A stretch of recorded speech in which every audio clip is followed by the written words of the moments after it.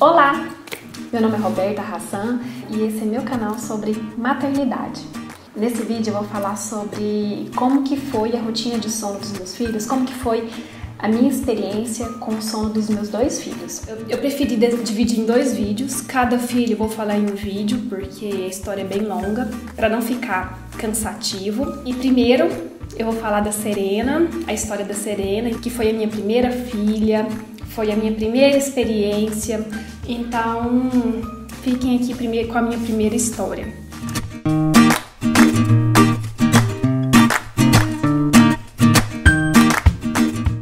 Antes de começar, eu gostaria de deixar bem claro aqui que o meu objetivo de dividir isso com vocês é para que vocês tenham uma inspiração, né? Mas eu acho que entre erros e acertos que a gente vai conseguindo descobrir a melhor maneira de lidar com os nossos filhos, o nosso dia a dia. A gente vai se descobrindo como mãe, como pai, descobrindo essa nova rotina. Tudo é muito novo, então eu espero que esse relato ajude vocês. Eu tive vivências muito diferentes. A Serena e o Estevão tiveram comportamentos totalmente diferentes em relação ao sono desde recém-nascido. E eu acho que tem muito a contribuir isso, porque tudo que eu fiz, todas as abordagens que eu tentei para lidar com as minhas dificuldades em relação ao sono deles, eu considero que foram abordagens mais carinhosas, mais respeitosas, dentro do meu limite, como mãe, da minha sanidade mental. Eu tentei fazer esse balanço aí, porque o pai dos meus filhos é pediatra e é um pediatra Caxias, ele segue tudo à risca e me convida para seguir também. O que eu quero passar aqui para vocês é o que o Bruno orienta em consultório, o que a gente conseguiu aplicar na nossa casa, onde que meus filhos dormiam assim que eles nasceram. Os meus dois filhos, eles dormiram no nosso quarto no primeiro ano de vida. E essa é uma recomendação da Sociedade Brasileira de Pediatria. A Sociedade Brasileira de Pediatria, ela recomenda que o recém-nascido durma no quarto dos pais no primeiro ano de vida. Isso previne a morte súbita do lactente. Então a gente comprou esses berços desmontáveis, berço de viagem, que é um berço menorzinho, e a gente montou no nosso quarto e eles dormiram lá no primeiro ano de vida. Então a Serena sempre foi boa de sono, né? Se for para uma recém-nascida, né? Para uma criança, ela dorme super bem. Quando ela chegou em casa, recém-nascida, eu acordava ela de 3 em 3 horas para amamentar. Isso é uma recomendação que o Bruno passa em consultório, é uma orientação da Sociedade Brasileira de Pediatria de amamentar o recém-nascido a cada 3 horas. Por que a gente tem que acordar o recém-nascido para mamar? Pra quê, né? Que a gente vai inventar isso, né? Porque o recém-nascido, até então no útero, ele recebia constantemente o alimento via cordão umbilical, né? Ele era alimentado o tempo todo, então ele não precisava chorar para pedir a comida, né? Então esse sentimento de fome é novo para ele não sabe o que é aquilo. E o maior risco mesmo do recém-nascido que não mama a cada 3 horas é o risco de hipoglicemia. O que é hipoglicemia? É quando a quantidade de glicose no sangue reduz a ponto de que o bebê fica muito molinho, aumenta muito a sonolência e ele vai dormir cada vez mais e vai ter mais dificuldade de acordar e pedir para mamar. Um recém-nascido que fica muitas horas sem mamar, ele vai aumentar ainda mais a sonolência e a amamentação vai ficar mais difícil porque ele vai ter menos força para amamentar, né? Ele vai ficar mais molinho, mais sonolento. Então tudo vai ficando mais difícil, o ganho de peso fica mais difícil. A gente precisa de acordar ele nos primeiros dias até isso se estabelecer e esse risco de hipoglicemia reduzir. Depois da primeira consulta, que a gente perceber que ele ganhou peso, aí tudo bem, a gente pode deixar. Quando eu terminava de amamentar, eu marcava no relógio para despertar depois de 3 horas, e isso durante o dia e durante a noite. Vamos supor, se eu amamentava às 7 horas da noite e ela terminava de amamentar às 7h30, então 7h30 eu agendava um alarme para 3 horas depois, 7h30, 8h30, 9h30, 10h30. Então 10h30 eu daria outro mamar. E aí vamos supor que ela mamava até 11 horas, né? Das 10h30 às 11 horas. Então 11 horas que ela terminava de mamar, eu agendava mais 3 horas para acordar ela de novo. E se ela estivesse dormindo, eu ia mexendo com ela até ela acordar e mamar. E eu fazia isso, acho que na primeira semana. Na segunda semana de vida, eu já passei para 4 horas, a cada 4 horas que eu amamentava. E assim que ela teve a primeira consulta e a gente conferiu que ela tinha ganhado peso, que estava tudo bem, aí eu deixei ela dormir. Eu iria acordar se ela acordasse, se ela chorasse, e aí eu pegaria para amamentar. E foi assim, quando eu deixei ela dormir, ela não acordou mais. Ela dormiu assim quase que a noite inteira.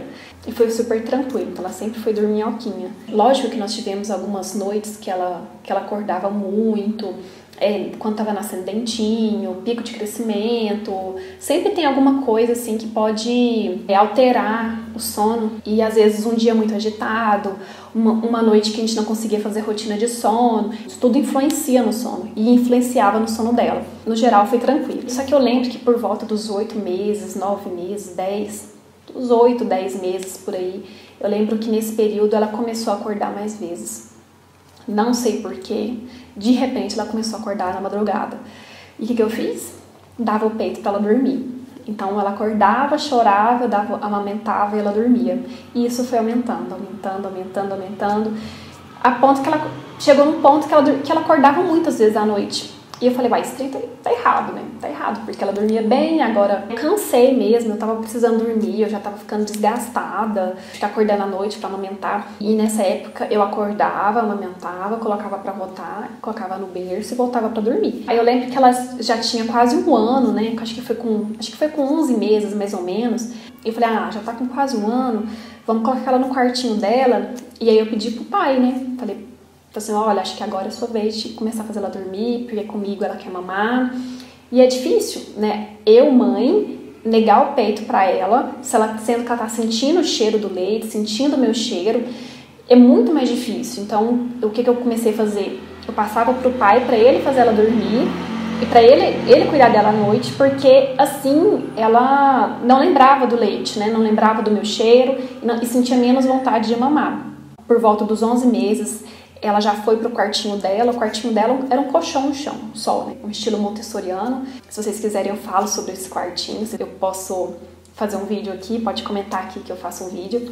Mas o quarto dela era basicamente um colchão no chão, então não tinha risco nenhum, ela podia dormir lá tranquilamente, que ela podia rolar para um lado e para o outro, que ela não ia cair para nenhum lugar. Quem começou a fazer ela dormir era meu esposo, e ele ficava lá com ela até ela se sentir segura, né? Até ela dormir a noite inteira. Nos primeiros dias foi difícil, ela chorou bastante, porque ela queria mamar, ela estava acostumada a mamar. Toda mudança de rotina, a criança se frustra mesmo, a criança chora. Pelo menos, assim, umas 3 noites ele dormiu mal, porque ela chorava muito, mas ele estava ali, do lado dela.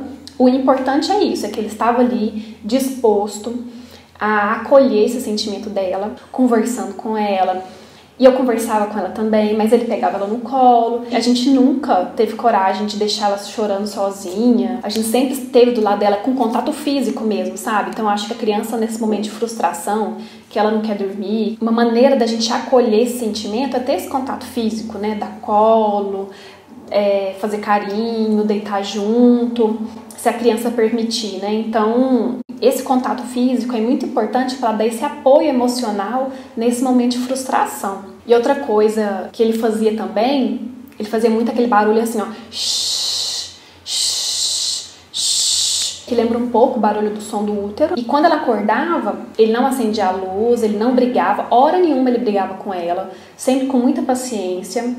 E acho que o principal é isso, é ter um adulto preparado para esse momento. Saber que esse momento não é fácil para a criança. A gente tem que estar preparado, consciente, disposto a passar por esse momento. Com 1 ano ela já entendia muita coisa, então ele falava, olha, mamar é só amanhã, se você quiser tenha água. A gente levou uma garrafinha de água, ela aprendeu a beber água à noite. Ela só conseguiu dormir a noite inteira depois que eu fiz esse desmame noturno. O desmame noturno foi necessário para a minha sanidade mental, então foi por isso que eu decidi fazer esse desmame. Quando eu percebi esse limite, que eu já não estava bem, que eu precisava de dormir para eu ter um tempo de mais qualidade com os meus filhos, eu passei essa função para o pai. Só que a gente tem que perceber qual que é o nosso limite, né? Qual que é o limite da nossa sanidade mental. A gente tem que estar bem para cuidar da criança. Não adianta a gente se desgastar, se doar totalmente para a criança E a gente vai ter menos paciência, menos disposição, menos vontade de brincar com a criança, de curtir aquele momento com a criança, porque a gente tá desgastada, a gente não tá bem. Então isso vai de cada família, se tem família que acha que isso convém ou não convém. Eu não queria desmamar total meus filhos, porque eu sempre achei que a amamentação, ela previne muita coisa. Mesmo depois de um ano, ela ajuda muito assim, na imunidade da criança. E acho que em 3 dias ela começou a dormir e aí ela dormiu a noite inteira. Quando a gente percebeu que ela já estava dormindo a noite inteira de novo, ele voltou para o nosso quarto. Então ela com 1 ano, ela já dormia no quarto dela sozinha a noite inteira. E aí logo ela entendeu, ela percebeu como era essa nova rotina e deu super certo. E na próxima semana eu vou postar a minha história com o Estevão. Fiquem com Deus.